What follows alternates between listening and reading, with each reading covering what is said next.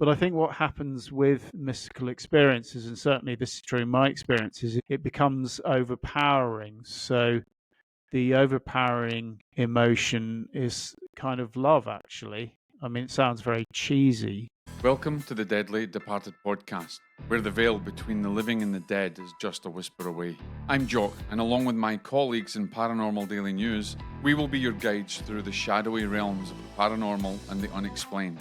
In each episode, we will dive into the eerie and the enigmatic with the help of today's leading experts in parapsychology, science, and the supernatural. Prepare to uncover the secrets that lurk in the dark and explore the mysteries that defy explanation. Let's embark on this journey now. Good morning, good afternoon, good evening, ladies and gentlemen. This is Jock here. This is Deadly Departed, and I am delighted to be joined with my guest again for part two, Matt Colborn. And we're talking about, well, not just his book. We're talking about all sorts of things. There's a lot of gems in the book. By the way, if nobody's, I now have my copy, and Matt's got his copy. Obviously, he wrote it, but links are in the description. If you haven't listened to our first episode, go and listen to it. It's phenomenal. There's so much to unpack, and actually might even be a part 3 in this. And as we're sitting here now, there's terrible things are going on in the world. Iran has just gone to war with Israel. Let's not even talk about politics, but there's so much going on here in the States with division and hatred and decisiveness, and maybe our mystical experiences, maybe just that transpersonal vision that we can have, is to quote Stanislav Grof, is a key to us getting through some of the worst times in life as well. And obviously, these questions, do we have free will? I seen a post recently where a scientist just says that's total illusion, which really kind of, I was disturbed by it, to say the least. Another thing that Matt actually looks at, and the hard problem of consciousness. Anyway, without further ado, let's get straight into it. Matt, welcome back, my friend. Well, I'm very glad to be back, Jock. Thank you very much. And like I said, I'm still getting through the book, but it's fascinating because it is academic, but it's not academic, right? I really enjoy it, but there's so much, I think, to unpack from this book, including even mental health is something that we're going to talk about as well. Let's talk about this idea of and let people understand. There's a part of the book we talk about David Chalmers in 1995. Mm-hmm. We all know from our studies a hard problem of consciousness, materialist point of view, and maybe the realm of experience. There's going to be people out there that don't know what that is, and they're not going to read a paper. So let's talk a little bit about consciousness and experience.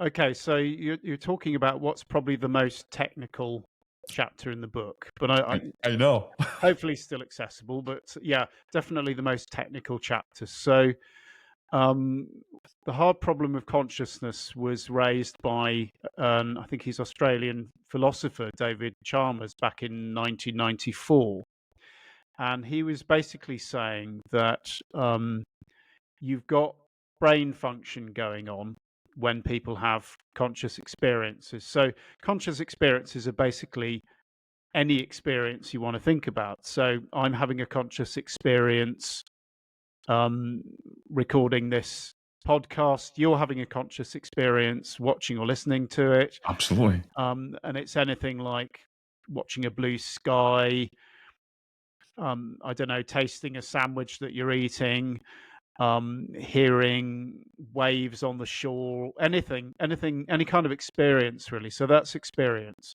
And we know that when people have conscious experiences, there's an awful lot of things going on in their brains. So they're essentially getting information from their sensory systems, like their eyes or their ears or their skin or nose or whatever. Yeah. And that's being processed in the brain. So you can actually hook people up to an EEG, or you can put them in a neuroimaging machine, and you can see that there are correlations with those conscious experiences. So, for example, when people are seeing things, there's a lot of activity at the back of their brains, because that's where the visual images are processed in sort of very by specialist cells, essentially.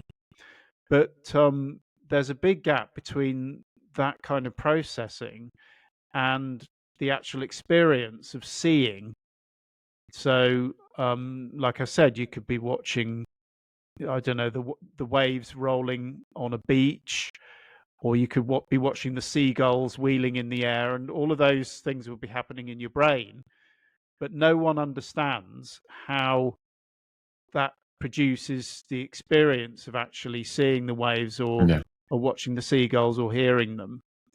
And that gap it's been called an explanatory gap.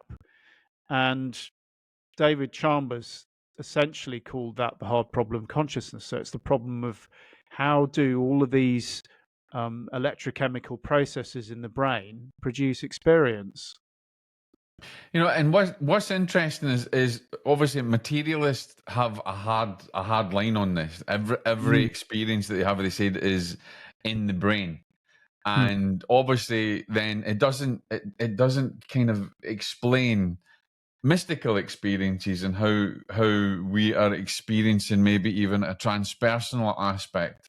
And so let's kind of let's unpack that a little bit as well, because I think David Chalmers was onto something when he obviously went Mm. to the conferences in Tucson, and it was interesting because, and what you highlight is that when they were at that conference, everything was about the brain. Everything was about everything coming from the brain. And it kind of poo-pooed and just negated, just nobody, every other experience just doesn't exist. It's not there. But yet we know that people's experiences go far beyond the brain. I mean, we know from a lot of the research that we alluded to before in our last podcast, Mm. the split brain, and obviously how near-death experiences, when someone is confirmed dead and has these experiences outside of themselves that are, and I want to say, are evidential in nature. We just need to look at Mm. Dr. Parnham's research as well, and then experiences from potential materialist scientists that were, and I want to talk about, were materialists but now are not, like Dr. Marjorie Willicott, who's also going to be one of our Yeah. guests here. Fantastic idea as well, where she has had these experiences that have gone beyond the brain, and was a neuroscientist, and so Mm. it challenges the paradigm here massively. Yeah, I think it. Well, first of all, I'll say that we're sort of in an era that's actually, I think I said last time, where increasingly, even in mainstream sort of neuroscience, attention is being paid to what we might call mystical experiences, transpersonal experiences, experiences that go beyond the person, and also, of course, near-death experiences. But I think what tends to happen is that, again, there's a sort of filter operating where those experiences are increasingly acknowledged and investigated sort of scientifically. But the really challenging, anomalous parts of them tend to be excluded. So they can be examined pretty much in terms of just being brain function. So we talked about near deaths a bit last time, but let's have a look at the sort of psychedelic revival. So there's an awful lot of research being done at the Yeah. moment on psychedelics, and particularly psychedelics for therapeutic purposes. So things like psilocybin and DMT are being used therapeutically to treat things like trauma, depression, alcoholism, with some success, actually. And so, for example, in Imperial College London is probably the nearest place to where I'm sitting where that research is going on, but it's happening all over the place. Sussex as well now has a Wow. psychedelic. Yeah, so but if you actually read the research that comes out of it, it's all again pretty strict neuroscience. So there is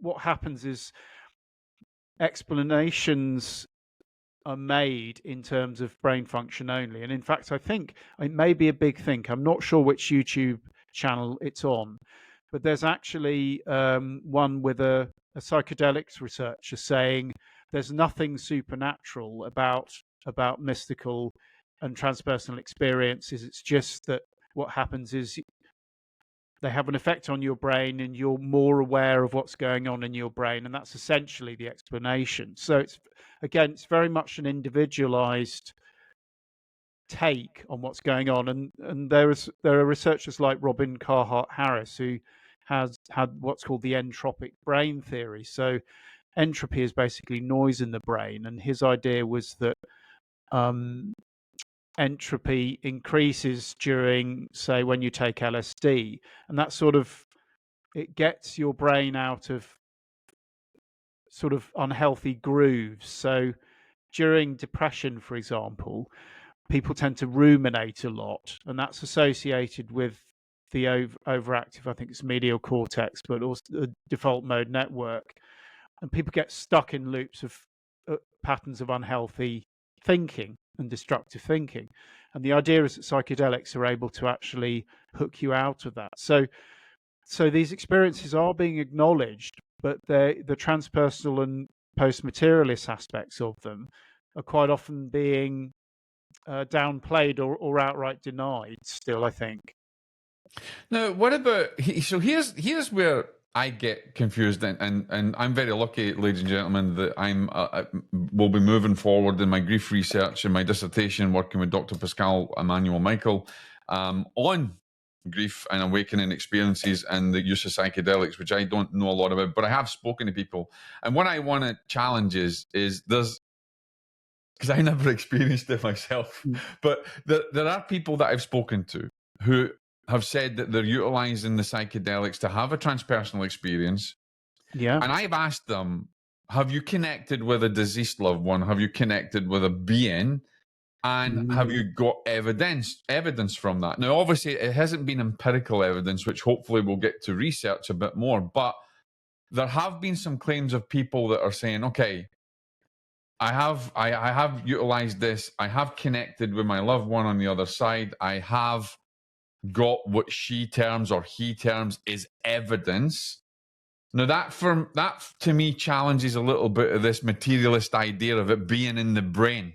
Because now we have a discarnate being that is connecting with you on a mystical level, on a transpersonal level, that is given potential evidence, and one man's evidence is another man's failure. I know that, so all you scientists are going to attack me for this, but there is an element that they are getting something. They're getting something that's directly attributable to their lives, or answers a question, or gives them some kind of evidence from the other side.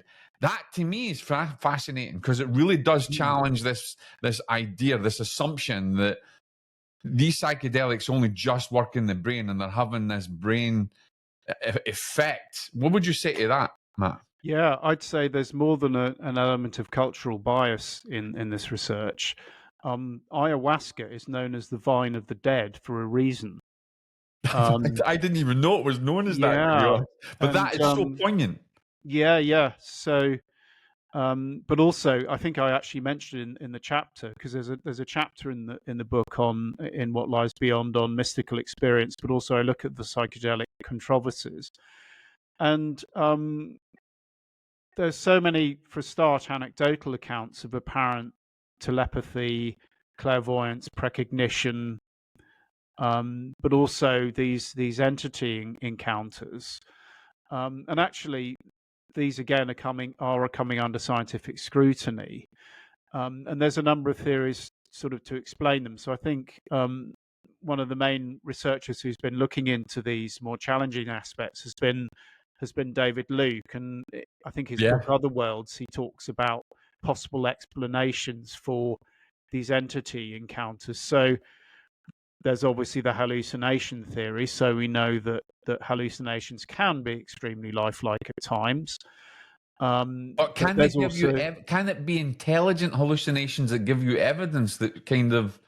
This is the that's where we're starting to cross the boundary. Yeah. I call it, after Walter Franklin Prince he wrote a book called The Enchanted Boundary, and he was sort of basically, it was a summary of sort of all the strange things otherwise critical thinking scientists tended to say when they started discussing psychical research. So I sort of adopted that when when writing the book, because I thought that's a really nice word for this boundary. So on one side of it, you've got materialistic explanations, and then on the other side of it, you've got all the stuff that's generally dismissed as woo woo and dodgy and. But again, it's quite insulting, I think, to experiences to do that, particularly if they're very personally significant experiences, and also if they're potentially evidential. I mean, I think David actually did a summary of some of the psi experiments, so actually looking for evidence of things like telepathy during that's psychedelic. fascinating to me. Yeah, I mean, not that much work's been done actually, and I think it's an area of undone research. There needs to be more, and I think there is more research being done on. Maybe I'll add that into my dissertation, Liminal. Yeah, It sounds like a good angle to go in there. so I think, and they're doing stuff not just with psychedelics, but with flotation tanks. So I think Mark Wittmann's doing that, and I've heard of that. Hal Yeah. Cooper. I think you mentioned that before as well. Do you Yeah. think then that the psychedelic experience, the mystical experiences from there, is there a crossover to parapsychology, the study of parapsychology? 100%. Yeah. And I think this is something, again, it's just like academic kind of boxes and also slight snobbery. There's been a separation of mystical experience from ostensible psi phenomena, which I don't believe is justified at all. And I think I mentioned last time Paul Marshall's work on that. Yeah, actually you did. So, but I see them as basically two sides of the same coin, because you have paranormal experiences that turn into mystical experiences and mystical experiences that turn to paranormal experiences. So you could say that they're distinct but definitely highly correlated experiences. And if you look at the Sir Alistair Hardy, who is a great biologist in the sort of 60s. I think Jack Hunter has done a lot of stuff in that side. Yeah, he actually founded a database of sort of religious and mystical experiences. And if you actually look in that database, a lot of those experiences are just straight paranormal experiences. So they tend to get lumped together. So perhaps we should just explain a bit so mystical experiences are, there are different kinds. So there's, for example, the extroverted mystical experience, where you might be, I don't know, in a natural setting, and suddenly your consciousness shifts and the experience becomes incredibly intense, and the world seems very alive. It seems pulsing with intelligence. Yeah. And then there are introverted mystical experiences, which might happen when you're meditating or in trance, or basically when your attention's turned inwards, and you might again have an experience of cosmic love, a cosmic consciousness. Again, this sense of an intelligent, benign, all-pervading presence. So those are basically what mystical experiences are, and they're all over the place. Psychic experiences tend to be slightly different. So you might be having a mystical experience and then suddenly get, I don't know, the precognition of something that's going to happen tomorrow, or you might feel you get a message from somewhere else. Yeah. So that would be, so you can see they're distinct but related. And the point is, I think, that the kind of mystical state of consciousness seems to be more conducive to psi phenomena. Although, again, we need better evidence of that. And that's the problem. We need empirical evidence from it, and that's what I'm fascinated with. But also, there's an element of discernment here that we need as well, because I've seen I've experienced, and I've spoken to many other people in my kind of years of research as well, that between an anomalous experience or a mystical experience, there's an element of discernment that it seems to me that's missed, because some people will claim a mystical experience that really isn't. And it's something maybe they're fabricating in their own mind. Case in point, someone has a near-death experience, or and it's very vivid, it's very real, it's different to a vivid dream, but maybe they come back, as you know, as Dr. Penny Sartori had mentioned in her books as well, where there was evidence, there was an empirical evidence point to it, where there's other people that will go into a meditation, claim that they're having a near-death experience, or some of it seems fabricated. Is there a way that do you think that we can create some kind of framework that discerns between what is a legitimate experience, mystical experience? Now, anomalous experiences, we do have frameworks, and what we can measure and the epistemology of it, how we understand it, that has a framework. But we're missing that in the transpersonal side of things, which I think as well, what your book, you know, this quick flash of What Lies Beyond alludes to in here, guys. That we're missing, and maybe we need a new framework to be able to discern and identify what is a real mystical experience, because I don't think we have it. I think, strictly speaking, you're probably right, actually, and it dovetails with how do we distinguish healthy experiences from, say, mental health, mental illness. Absolutely. Frankly. So say manic. It's called bipolar disorder now, but say the manic state in bipolar disorder, and I think that's an important and very relevant question. And again, it sort of opens up a whole can of worms, which we can possibly unpack to mix metaphors. We definitely want to unpack this. We spoke about this just before we started, so we're definitely going to unpack it. I tend to go back to the writings of William James. Now William I James love William James. Late 19th century, early 20th century, founder of psychology, and also a great sort of philosopher as well. He did a series of lectures which came out as the book Varieties of Religious Experience. Brilliant book. Yeah. Brilliant, absolutely brilliant. Love it. Still today. And that was looking at a lot of things, but it focused on mystical experiences. And at the beginning of it, he talks about how by their fruits ye shall know them. Exactly. And that's essentially a pragmatic approach. So it doesn't say, is this real or isn't it a real experience? It says, what are its benefits? How does it make our life better to experience this? And I think that's an important take, because we can... And that's also frustrating. Well, certainly for me as well, Matt. It's kind of frustrating because whilst I do, like, Jung was pragmatic as well as Groff, Saggioli, which I also see from a recent evidential point of view. There was for me, there needs to be some kind of evidence, even in pragmatism, because that seems to be something that is lost as well. As we just say, well, it's pragmatic. Let's just accept it for the benefits it has. But I don't think that's good enough. I take your point, and actually I had a similar conversation with Jack Hunter, because we were talking about how in anthropology you can do what's it called? I think it's phenomenological bracketing or something. But basically you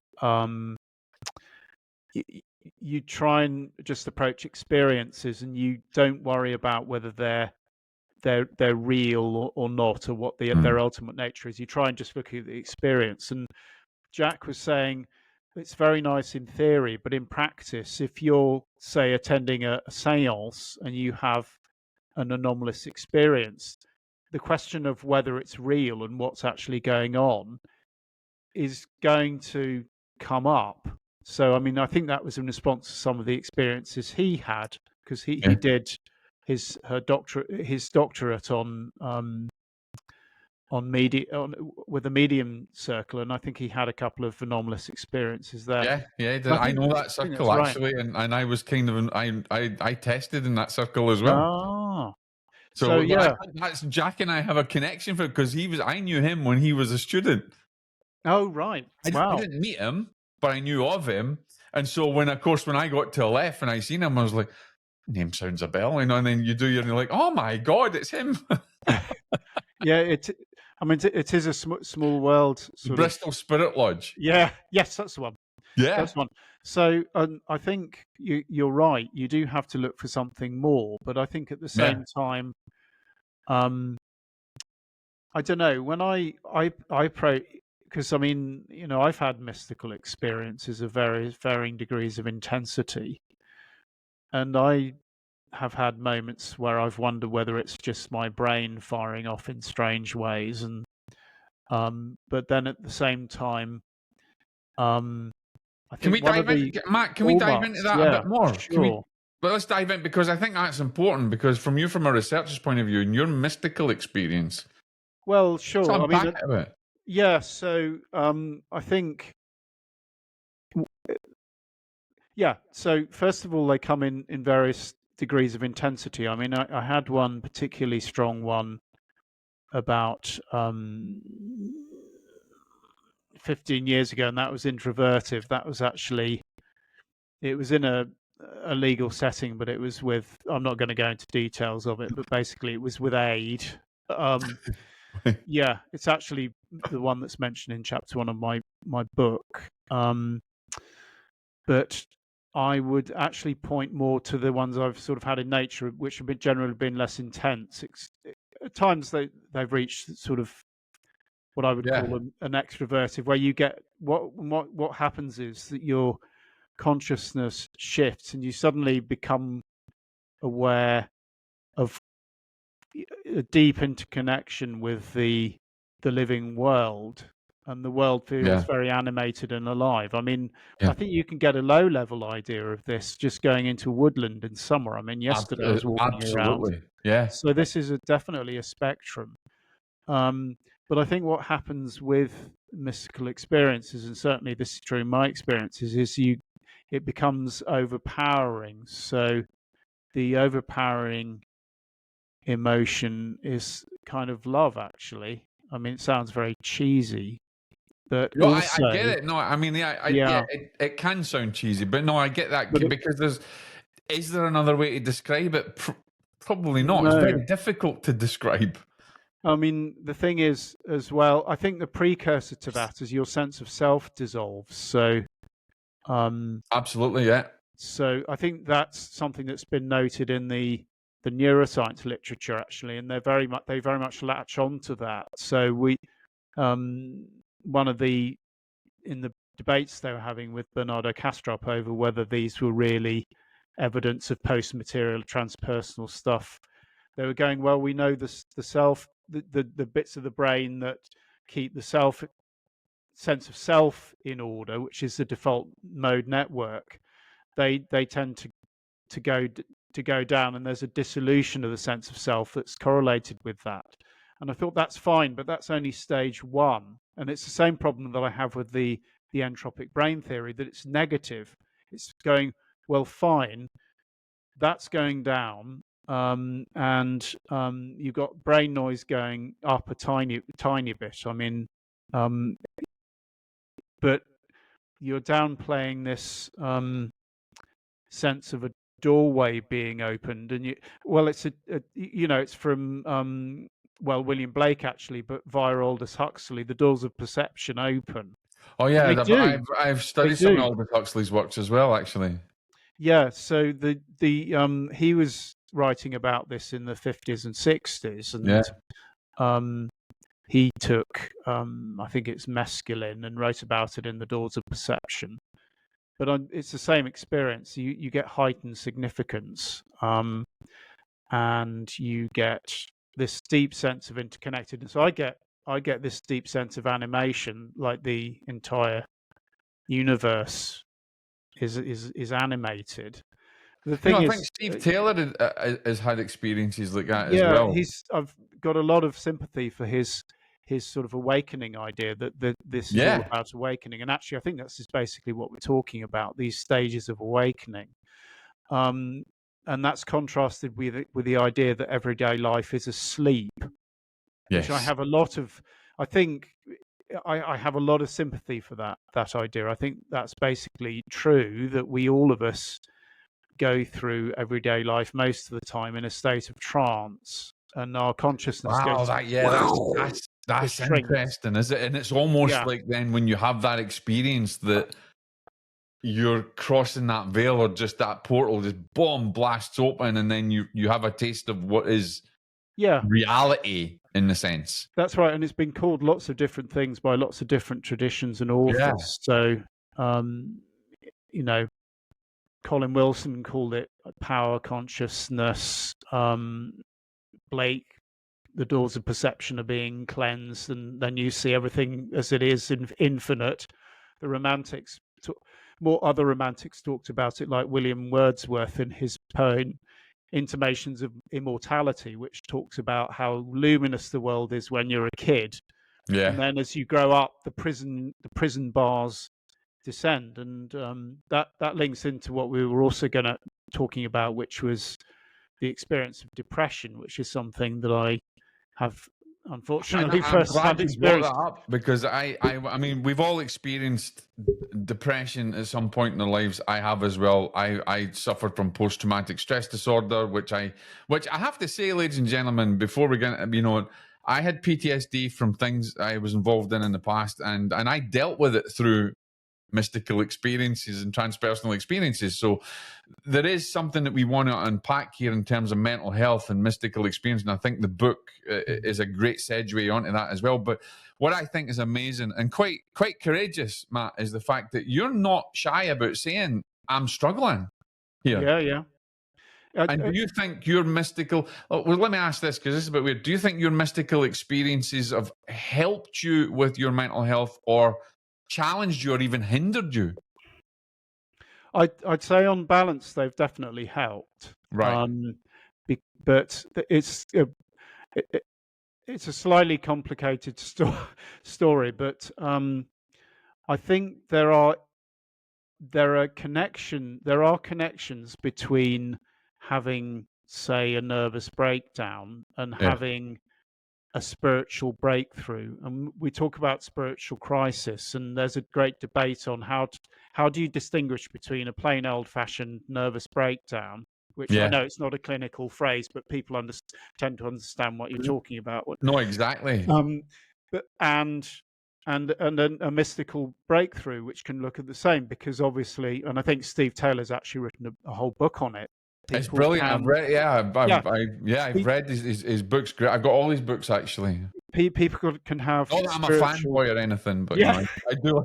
Oh, me too. Me too. I've got, He's they're on my shelf. good. But I mean, yes. So basically, there's another book by, I think it's Raphael Reza Zeek. He's a psychiatrist, and it's called, I think it's published by Watkins actually. So it's called Oh, Breaking Down is Waking Up. I need to And take a note of that. I didn't know what was yeah, the name? it's a really illuminating book because he's a psychiatrist. And so he cites in that book some work that shows that spiritual interest tends to get inflated with people with mental health problems. And I really understand that, because one of the hallmarks of depression, certainly for me, but I think for a lot of other people, is that the world, it's like the polar opposite of a mystical experience. The world becomes totally drained of meaning. And you can Yes. describe that in ways. It becomes heavy, clodded, disconnected, mechanical, all of those words. Actually, Philip K. Dick, the science fiction writer, called it the tomb world, which I think is actually quite a That's good actually quite description. poignant as well. Like, Yeah, it does. yeah. That's Well, I a good mean, he analogy. had his own he had some very severe mental health problems. But the thing is that what also happens when people go through sort of trauma and mental health problems is that their ego often gets challenged. Yeah. Now, you'll know from from some religious and sort of the wisdom traditions, particularly Buddhism, Yes. that transcending the ego is one of the hallmarks of people trying to induce mystical experiences at will. But that also happens when people experience mental health problems. And Yeah. so quite often those two things are considered separate, but actually I think what he's saying is basically, this is not, by the way, to romanticize mental illness, which can be really horrible, and I do not recommend the pathway. No, I think that's important, though. It's not We one. need to, It's not one we, to take. But we do need to be but there is. responsible with this, though. You have to, yeah. But I think the point he's making is that actually you're challenge in both cases, whether you're having significant mental, sort of ego problems because of trauma or mental health problems, or whether you're facing that kind of dissolution in I don't know, deep meditational practice or whatever. It's both of those are challenging the ego, and so there does seem to be a relation there, although it's sort of tricky. But I think in the book he actually has a little diagram on, this is the pathological pathway and this is the perhaps more healthy pathway. And I think we definitely want to be encouraging the healthy pathway, because obviously I think one thing you'll know from your work on bereavement, that when mental illness to one side, if you put someone through grief or a major loss, their sense of self is quite often challenged, and that can happen. Absolutely. Even not just through. There's such a sense of disconnection. Yes, so a relationship breakup could do it. Losing your job, because absolutely, a lot of people, and I think it's important, because people think, we talk about grief and bereavement and mystical experiences from it. They just think about death and dying, but in reality, everyone suffers an element of grief. Just from now, like we spoke about this before in the past. You and I. I went through Hurricane Helene here, and I witnessed so much grief. And yes, I witnessed people that were grieving through loss of loved ones that just disappeared in the flood. But I also witnessed people that were suffering terrible and developing PGD, prolonged grief disorder from it. I got mixed up by post-traumatic growth. The two of them mixed up, but PGD. And that could be just from losing the business, losing their self of identity, losing their jobs, losing friendships. So there's so much that correlates in mental health and these and mystical experiences. And interestingly, and I've noticed as well, with people that have a sense of loss and disconnection, they're ripe for a mystical experience. I think there's, again, I'm conscious of being very careful here, because I don't think either of us are advocating an irresponsible approach to mental illness. It needs to be taken very seriously. Yeah. If people need support, they should for sure get it, of any of the kind of support that they need. And absolutely, people should reach out. They should, counsellors and doctors. But also, I think there's a massive issue, Matt, and I don't know how you feel about it, but I think mental illness gets often pathologized wrongly as well, because there is a correlation to mystical experience, spiritual crisis, as we've seen through work with Groff and a synthesis with Saggioli. There's elements where I think that's not a mental health issue, that's a spiritual issue, that's a mystical experience issue. Yes, absolutely, and that's where spiritual crisis comes in. But to sort of come back to my own personal experience, which is probably the most reliable guide for me, and for me, that you asked whether it had made a difference, and I would say that for me, I went through a period of quite bad depression when I was doing my PhD, actually. Oh, wow. It was coincided with I started beginning to seriously question materialistic approaches again in that period. And for me, recovery meant that sort of worldview shift away from a purely materialistic perspective. Do you think that was very practical reasons? Sorry? Do you think that was a catalyst, because your paradigm changed, that whole worldview changed to you, and that was the catalyst to depression? Yeah, what I'll say, it was about the most inconvenient time to do it, because I was doing a PhD at about the most materialistic place in the world. I'm not laughing at it, but it is quite funny when you think about it. it is looking back, but it was sort of quite harrowing at the time. Yeah, And it's very absolutely. difficult because I was wanting to do the basically spiritual inquiry in a place that basically saw you as, I'm not, this isn't supposed to be overly negative, but there are definite biases, and you're not supposed to Yeah. ask those sorts of questions if you're doing serious Yeah. cognitive science work, and that took me a long time to resolve in my head. But sort of after that, I had a difficult few years. But one of the things that got me through was this sense that I am not just my feelings, I am not just my Mm. material body. There is some aspect of me that is transpersonal. I Yeah. don't know whether that survives death. I have an open mind on that, but I haven't had experiences that strongly suggest to me survival. Although I've certainly looked for them. I mean, I went to sort of mediums and various things, and obviously I've read. It's one reason why I'm That's interested in the interesting then. How reincarnation. do you Yeah. when So you look at mediums giving evidence, and often there's a lot of the time evidence is given really probably wouldn't stand up, because I've always said one man's yeah. evidence, another man's failure. But have you witnessed enough mediumship to make you question the validity of consciousness, continuing after Yeah. death? Or what is the thing that to you is like, I still don't get it, I still don't. Yeah, I think actually the closest that comes to it, and Ken Wilber said this. He said that quite often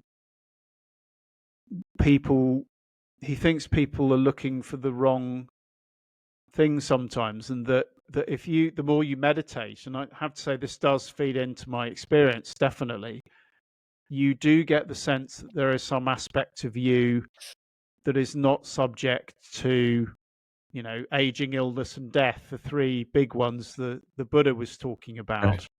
The ones that So freak for us me, out the most. it more operates on a kind of instinctive level, um, and but at the same time, I'm obviously interested in evidence for survival. I mean, I sort of sit on the survival committee with the SPR. That's mostly approving grants, but survival is definitely of interest. But I think the actual evidence in psychical research is often quite difficult to interpret, and there are multiple. So we talked about near deaths, but then we also talked about the reincarnation, but also the best of mediumship, I think, a little bit last time. So it's quite tough to interpret those pieces of evidence, but I would say it's definitely worthwhile. I mean, there's a wealth of fascinating Oh, material absolutely.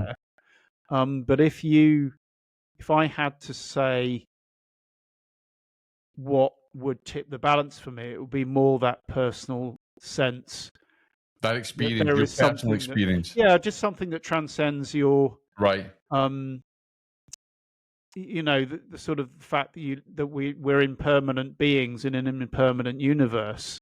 And I think that sense of transcendence on whatever level that happens. But I had a chat with I keep referring back to my podcast. Do listen, but No, the chat I please had with, refer the podcast. What lies beyond podcast. Just quick thing for the book. It is a great podcast. I've listened to it. I love it as well. but Don't just listen to Deadly Departed. yeah, You'll get. There's some great conversations on there. but I mean, the one I had with Jem Bendell, where he said it was a good thing, maybe that we don't know ultimately, and that sometimes maybe there's an aspect of clinging if we cling on to a particular idea about what might happen afterwards. And I think he was approaching it from a Buddhist point of view. So, Yeah. in terms of contemplation, when you meditate, you become more aware of habits that are perhaps not helping you or holding you back. And I tend to think that our theories about the world are a bit flimsy and feeble. It's one reason I think why people get so emotional about about them and want to be certain about things. And but if we're really honest with ourselves and we take a deep breath and go, what do we actually know? Quite often, I think it's more a hope, isn't it, than an actual knowledge, which is okay. But it, I think I you know, can challenge that because I think go on.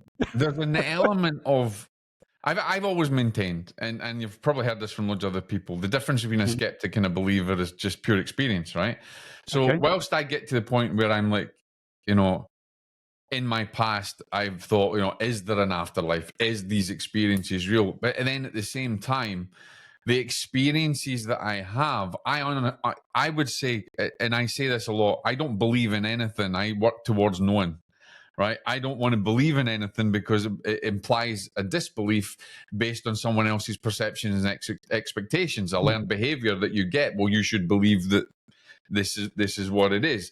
In terms of the experiences I've had, I unequivocally do, and I will use the term, I'm going to get hell for this. I do know that the afterlife exists, primarily because of those experiences, subjective as well as objective, so that have given evidence. And I think there's and that's maybe where a lot of the problems I had with my own biases and my own research and writing papers and things. But I definitely think that your experience that you can have, and even if I look back to these experiences, there's no way that I can explain them. And so I've come to a place in my life where I think I can say, yeah, I know, and I unequivocally know. So I kind of don't live in hope, but I think as well, though, that helps me to maybe deal with the mental health aspect a little bit more, because I also think, and this is something I would ask you, that do you also think that with the tools that you've used, meditation or these experiences that you've had, could they have exacerbated your mental health problem because you have a sense of unity? I've had this amazing experience. Then you come back to the material world and you're like, I want that. I want to be there. I want that experience. Boom. That's where the work is. That's where the work is. Exactly. I mean, there's I was actually away on retreat in April, actually, but there's a sort of Stephen Wright, who's sort of great. He's a writer on spiritual matters, and he says pretty much exactly that you've got to this sort of dualistic separation between, say, going to a sacred space. Yeah.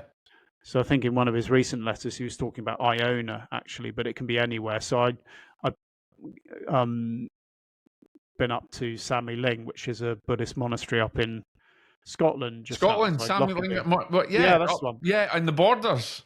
Yeah, wonderful temple. I can highly recommend a visit. Beautiful. Particularly if you're wanting a retreat for a few days. Did you go on a silent retreat? Sorry? Did you go on a silent retreat, or was it an arranged kind of? It wasn't. I'm not sure I could actually cope with the silent retreat. It was a bit looser than that, but it was. It's very easy to feel sort of mystical sense of unity and everything in the temple because it's set up for that. I mean, it's amazing space. It's sort of the candles and the Buddha statue and the atmosphere and it's wonderful. And then obviously you have to come back to the pandemonium of everyday life. And you're absolutely right. Yeah. We have this dualism, don't we, where you have these spaces where it's very easy to feel spiritual. Yeah. And then everyday life just seems profane.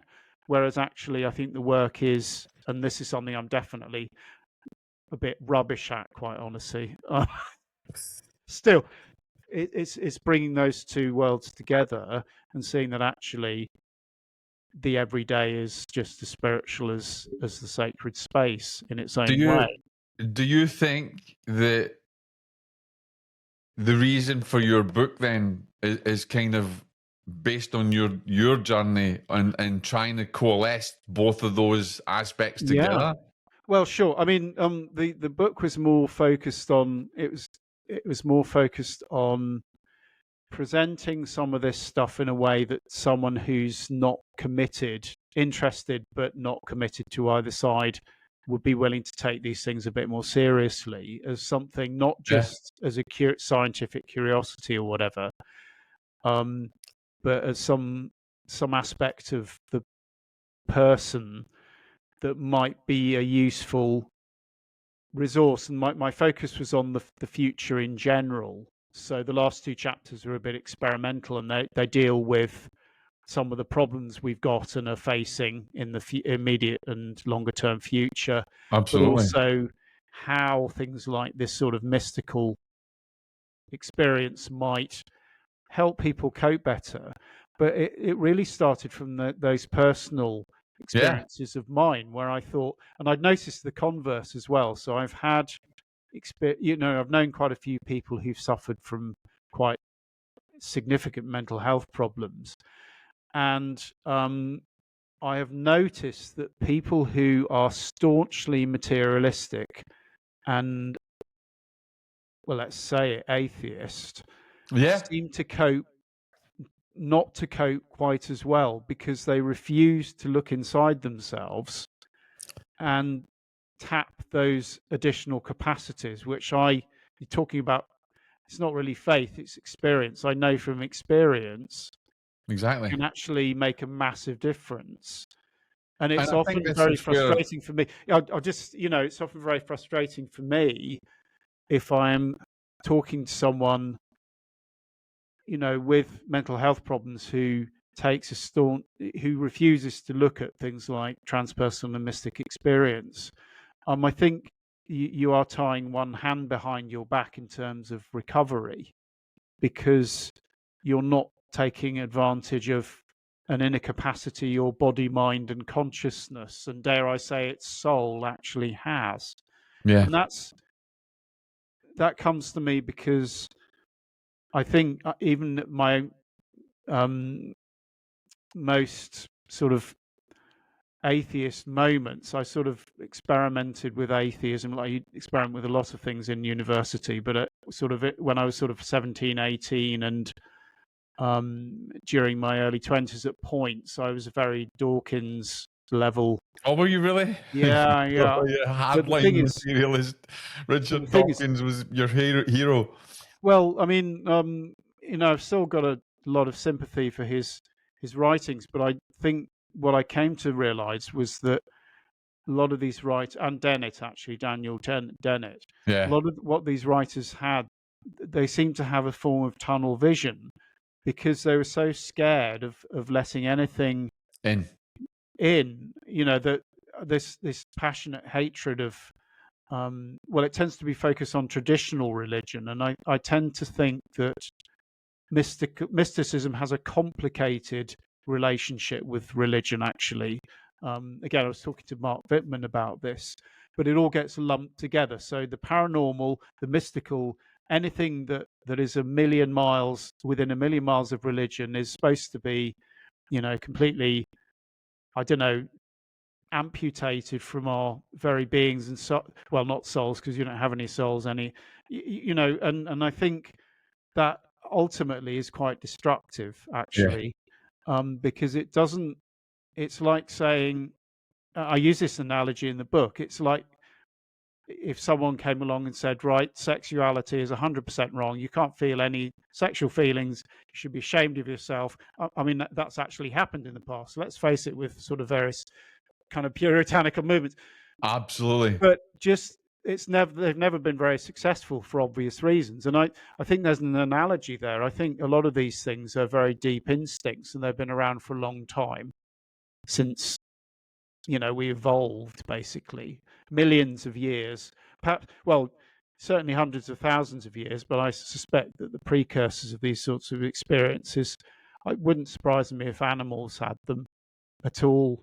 I'm not so we're not talking about, I'm not coming from a strict, sort of traditional religious position, which will probably annoy another set of people. But I think, like I said, you've got mystical experience, and then you've got formal institutionalized religion.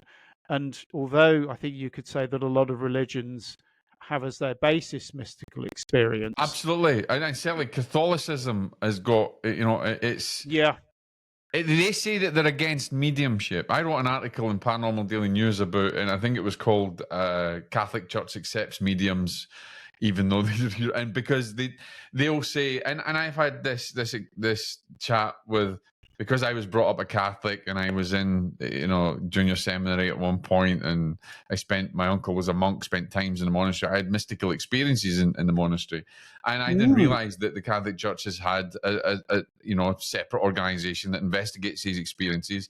And as long as you're Catholic, they'll say that you have got we don't refute the gifts of the Spirit, but we refute, obviously, conjuring and all this kind of stuff, and that goes back to the Didache in the early 15th century, and there's so much to it. So I do think that even in Native American cultures and other religious cultures of Buddhism, they do have an acceptance of a mystical experience, albeit they may label it in a different way. They do, although I mean, it's like, for example, mystics have often, even in Catholicism, taken the risk of being labelled heretics. I mean, Meister Eckhart, I think he was being sent to trial, and I think he would have been burnt at the stake if he hadn't died. But Meister Eckhart was a very great medieval mystic, but basically the organised church didn't like very much what he was saying, so he annoyed them. But actually, it's interesting you should say that, because in the Church of England, I was told, I think Stephen actually mentioned this, mystical experience is considered somewhat dodgy, believe it or not, and you're just supposed to believe in the doctrines, and that's it, and you're not supposed to actually experience these things. And I found that, frankly, as I mean, I went to a Church of England school, but I wouldn't consider myself Church of England. But I found that quite strange, because to me, it's very obvious. The links between sort of mystical experience and religious beliefs are very, very obvious. It's interesting. You're going to love this story. So when I was a young kid and I was in the monastery, as I say, my uncle was a monk. I was in a Redemptorist monastery, and I spent most of my youth there, always in my holidays there. I was part of their junior mission, and I remember, and I stayed in the attic rooms in Canoe Hill in Perth, and the attic, they're terrifying. Right, they're really because it's really everything else is nice in the monastery. It's like a castle. It's beautiful. It's amazing. And as a young kid, from very young, I spent all my holidays there, and I was up in the attic, and it's kind of scary. It's kind of scary. I remember I was bursting for a pee one night, and I kind of thought, right, there's no bathrooms or anything in the room. I mean, this is a monastery where the monks lived way back in the 17th century, right? So it's still old, and you got to run down a corridor to get to the toilet. And of course, when you're a young kid and it's dark and everything moves and stuff like that. And I went running to the toilet. There was nobody on the floor. I was right in the attic rooms. There was nobody there. But as I'm going to the toilet, I see a monk literally come from the bottom row and come through and come out and kind of look at me, and then disappeared into another area room. Now, there was no doors there. This was just like a wall. I didn't recognize it. So I waved, and I'm like, hello, Father. It kind of there as a young boy. Hello, Father. Nothing, just no connection, just straight through, just as if it looked at me and went, you can say there's a trick in my imagination or whatever else, but it was so very real. Well, here was the thing. I spoke about this in the refectory the next morning, and then I was brought up in front of the rector of the time, and he showed me pictures of these monks from back in the day. And I pointed out to one that had passed way back in years gone by, and identified the person who it was. And they say, well, that person had kind of is gone. And then, then you get the lecture as a young boy of evil and how the other side is dangerous and how you shouldn't look at these experiences, and that you should always then. I mean, I went back to for the next few nights and everything. I had rosary beads, But that's the interesting thing. I had a mystical experience that had an element of evidence to it, but then was pulled into. This is not good. You shouldn't do this. You shouldn't delve in this. You shouldn't allow this to happen. There's evil things that are out there as well, and I was terrified. I mean, that's so fascinating. I mean, if that had happened to me, I think I would have definitely classed that as a ghost experience, and it's quite interesting. But again, it shows the transience between, say, a ghost experience and a mystical experience. Yes. But I think that's a nice illustration, because I think one of the problems with parapsychology, psychical research, is we're caught between a rock and a hard place. So we're caught between the rock of scientism, which says it's a load of old nonsense, Yes, it's true. and the hard place of, I'm not going to say always fundamentalist religion, but it can certainly be fundamentalist religion Well, I think it that is. I says, think that's quite a any, good analogy. Yeah. that says anything that doesn't, any sort of supernatural or paranormal thing that doesn't have the approval of the church is definitely bad for your teeth, basically. And so I think this is a problem that we have with psychical research, that Yeah. I think potentially, actually, both science and religious institutions have a lot to learn from psychical research and parapsychology. Absolutely. But we have to overcome these taboos, and we are, we've sort of skated over what are taboo areas for some people in this talk, haven't we? So we talked about the relationship Yeah. between mystical experience and mental illness. That's one of them. We talked about post-materialist views. That's another taboo. Sort of, and I think this is one of the issues that we face today with these extreme polarizations. We've got all these sort of very dogmatic camps, and I think also as you well, know, Matt, we have polarization within parapsychology and transpersonal oh psychology yeah, because we have, I mean, we have a division between parapsychology and science, and and this the hard problem of consciousness and experience. But at the same time, we've got the same kind of division within transpersonal psychology, which is about obviously lived experience and the experiential process, and what we can learn and the knowledge that we get from parapsychology. There seems to be this division. We need to create this bridge to yeah. I work mean, together. it's like The Life of Brian, if you understand that reference. We You know, watched that a couple of weeks ago again. I love that. Always look at the prize. there's a great quote, actually, from Alan Gould, that this book's just over there. Actually, I could grab it, but he sort of talks Yeah, about sure. If you want to how, grab it, it's fine. grab it, Yeah, let's do it. because yeah, it's a book. I think it might be backwards on your thing, but it's from a book called Mediumship and Survival, where the late Alan Gould, who very sadly died at the end of last year, he talks about how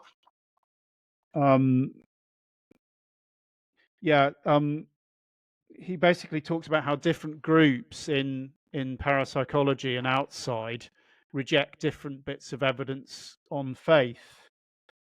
And Yes. he says, so it's not just, say, neuroscientists who have this attitude to ostensible evidence for survival.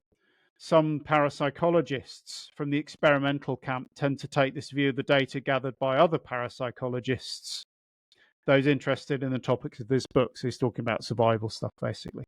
Some spiritualists would accord a like negligent dismissal to the findings of neuroscience. And he finishes by saying, I do not like this rejection of data on faith. It is at best a not very honest way of protecting oneself from the labor of having to adjust one's opinions. Oh, that's Yeah. good.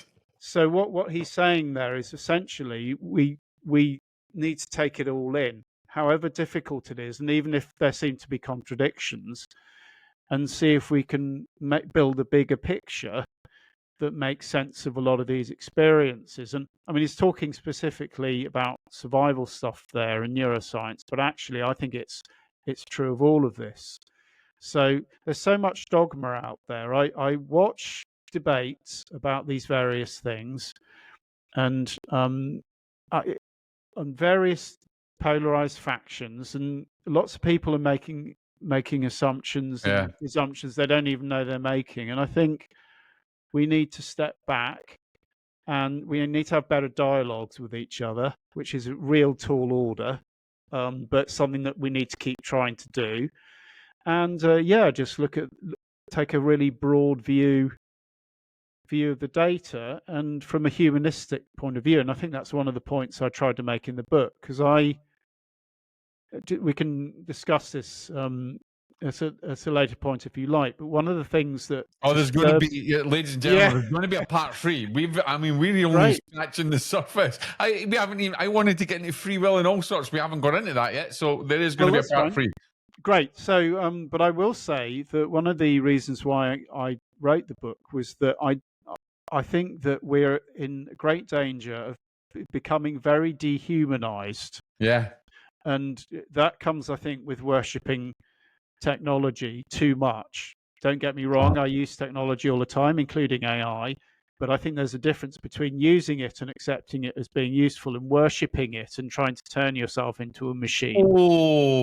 And just yeah. something So else, this is a whole debate we can have next time, but I think absolutely. And it's funny because I just watched someone yesterday that said, make sure you thank your AI agent, right? So that you don't get affected when the apocalypse comes. And I'm like, what? Utilize the air. Oh, and thank you very much for helping me. Please don't eradicate me. It's like, it's so scary. We're losing our sense of connection to but I believe who we really are. And I think this is a great thing about the book is, and again, on our next episode, we've got to unpack this whole free will aspect. We've got to unpack, what we can learn from our mystical experiences to in the world, because I think we get a lot of mystical experiences from the other side that's saying, literally you're going down the wrong path. Things need to change.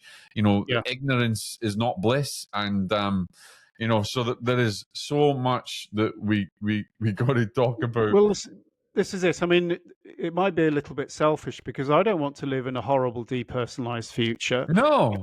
I think we need to pay attention to these sorts of things because it's an avenue to rehumanize the future. So rather than letting, say, extremely rich tech bros direct how our future is going, I think we need to, frankly, take back control a little bit and start thinking, what kind of future do we want? We want it to be nicer, don't we? I want it to be nicer. I absolutely do. Yeah.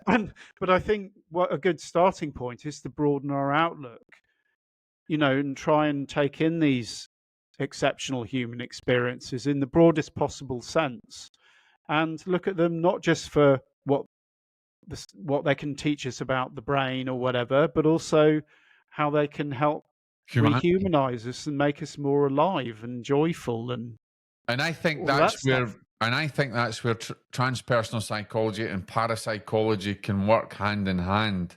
Yeah.